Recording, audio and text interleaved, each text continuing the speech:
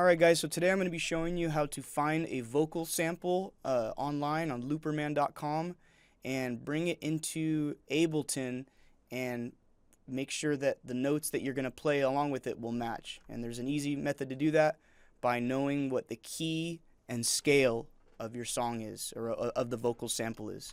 Again, the key is the root note of a song. It's the note that usually a song starts and ends with, usually the lowest note. And the scale is the other notes that you can play along with that key note that will basically sound good when played together.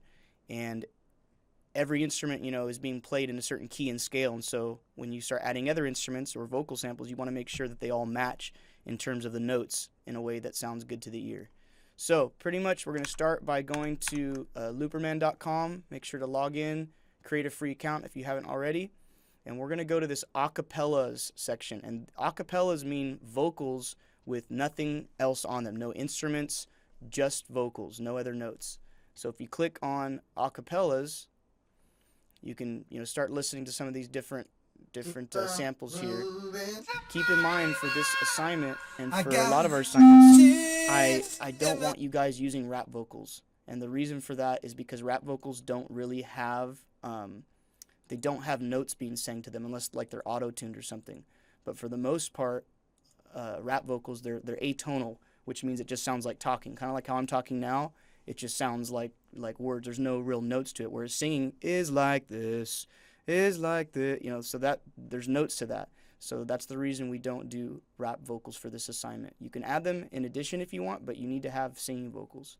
And the easiest way to do this is really to pick a key here and filter all the vocals showing right here, because there's a lot of vocals to choose from. If you click where it says any key on this filters area, you can scroll down, you can see all these different things. The C right here, this means that this is in the C major scale, okay? If you see a little m, that means C minor. So anytime you see the little m, that means minor. So this is B minor. This right here is E minor. And if you see these little hashtag things, again, that always means a half a step up between this note and the next note. So if you've got, A, B, C, D, E, F, G, those are all the notes of the musical alphabet. Between D, scroll down here, so between D and E, you've got D sharp. And basically D sharp is halfway between, so it's a half of a note up from the full note that goes from D to E. So again, this little hashtag looking thing, that always means sharp, and it means a half of a step higher than the note that's being listed, okay? So this right here is D major, D minor, this is D sharp major, D sharp minor, and then moving on to E. And that's pretty much how it works. The only thing to keep in mind too, I don't want to get too complicated, but between the notes of B and C, there is no B sharp. So B and C are only a half of a step away from one another. So between B and C, there's no sharp B. B sharp is actually a C. The only other one you have to remember besides B and C is E and F. So E and F, same thing. There's no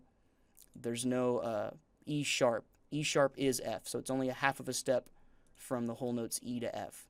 But all the other notes, they have a sharp, which means, again, halfway between that note and the next note. So from C to D, C sharp is the one in the middle, and then moving up to D. Anyways, let's go ahead, and most of you just keep this in mind. If you want to hear the differences between the major and minor scales, definitely go check it out on the internet. You can do some Googling, difference between major and minor scales. You'll be able to hear the difference.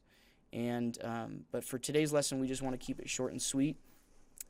Most of you are probably going to prefer a minor scale, and so I highly recommend using one of these minor scales. So D, let's do D minor. So we're going to choose D minor, hit Find Acapellas, and basically now we can go through and find a loop that we like. So notice too, there are tags on these that say how fast, the speed of the vocal sample. You want to make sure to change your song in Ableton's beats per minute to this number before you drag this vocal sample in. Okay, so let's find them one that we like. You something you try another one. Everybody wanna be that Yeah, see, star. this one right here is talking. We don't want that. There's no notes to it. It's just talking. So we want something more like this. Let's see if we can find one more. I'm in love with you. You set me free. I can do this thing called. Let's try another one. My dreams come back to me in the form of sin. One's all right. Let's try it. So, Dreams, it's 174 beats per minute. So I'm going to go, before I download this and drag it, I'm going to set my number here to 174. And you can also double click in here and always just type in the number that you want. So we've got that. Let's download this vocal. Download. Download again. And again, this was D minor. Sometimes they'll say in the description too, but we filtered it by, again, going to our filter here and choosing the D with the little m, which means minor, okay? And most of you are going to prefer a minor scale to a major. Major scale is much more happy sounding. Minor is a little darker and edgier, which is basically most rock and pop music right now. So anyways, we've got this sample we downloaded. We can click and drag it into an Ableton Live audio track. So let's just drag it right here into a slot in the audio. Make sure it plays. Also, if you want to make it where right when you hit play it starts, you can, make this loop a little shorter right here so that, let's grab this.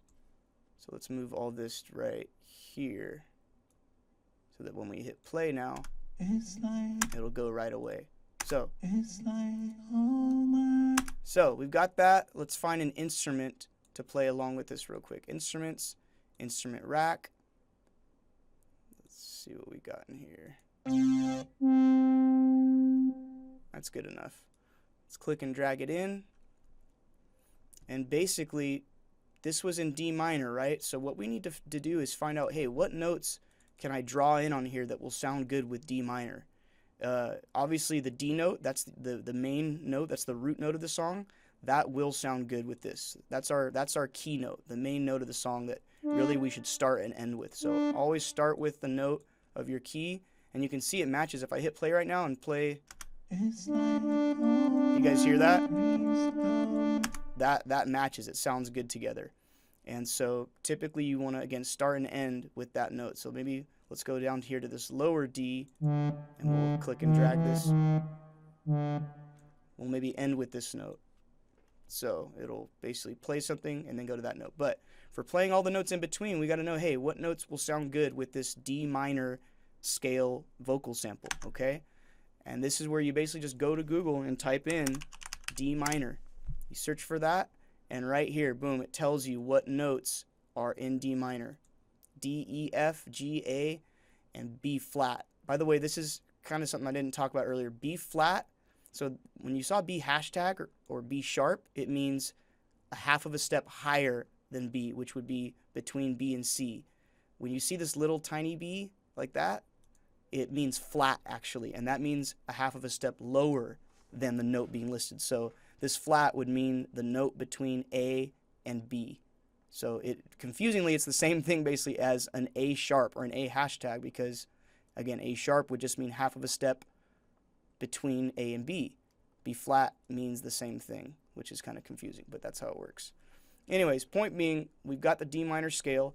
Also, keep in mind, a lot of you are probably going to prefer pentatonic minor scales, which means it's the same notes as a D minor scale, but there's just less of them, and they're more of the catchier notes that people tend to like. So a lot of times I'll type in D minor pentatonic scale, and we'll see what comes up.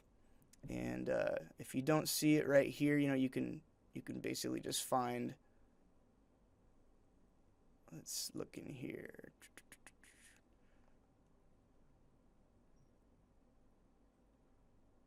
Right here, it tells me D, F, G, A, C, and D. So let's draw those notes in. So we got a D already. The other one was F and G. So let's go to an F. F, and what else? We say G and A. So let's go find the G. And maybe this one will go to an A. And the other ones are C and D. So let's maybe hit the C right here. Notice again, if you want to know what note you're on, just look on the left-hand side. It tells you whatever you're hovering over, what note it is. So there's C, and what was the other one? D. Of course, D. All right, let's play this and see what it sounds like.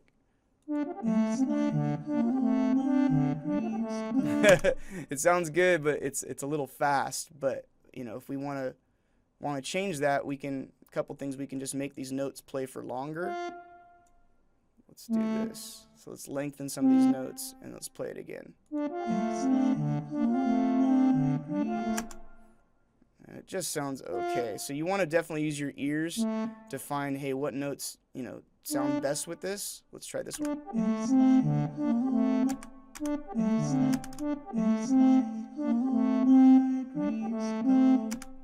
So this is obviously a little fast. I don't really know if I like it. Let's lower the speed. Also, if you want to change the speed of your song, but not the speed of the sample, you can double click the sample and uncheck where it says warp. So now let's play it again.